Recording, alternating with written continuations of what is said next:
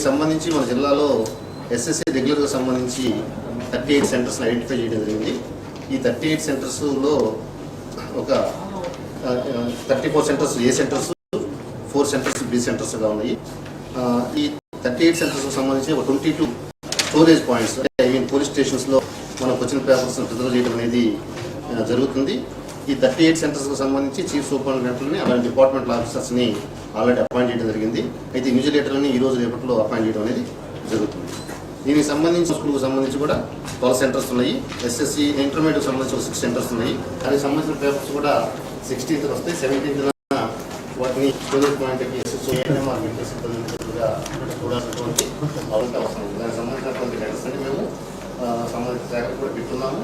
అలానే గమనించాలి, ముఖ్యంగా పోస్ట్ ఆఫీస్కి సంబంధించి మా క్వశ్చన్ పేపర్స్ ప్రింట్ చేయడంలో ఏదైనా ఇబ్బందులు ఉంటే ఒక half an hour 1 hour late అయినా కానీ అదే రోజు ఆ బండిల్స్ రిసీవ్ చేసుకుని అదే రోజు డిస్పాచ్ చేయ విధంగా చూడాల్సినటువంటి బాధ్యత పోస్టల్ డిపార్ట్మెంట్ మీద ఉంది. Post office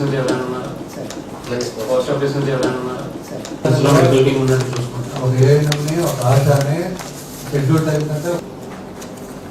and receiving of question papers and అది ఎవరు చేస్తారు?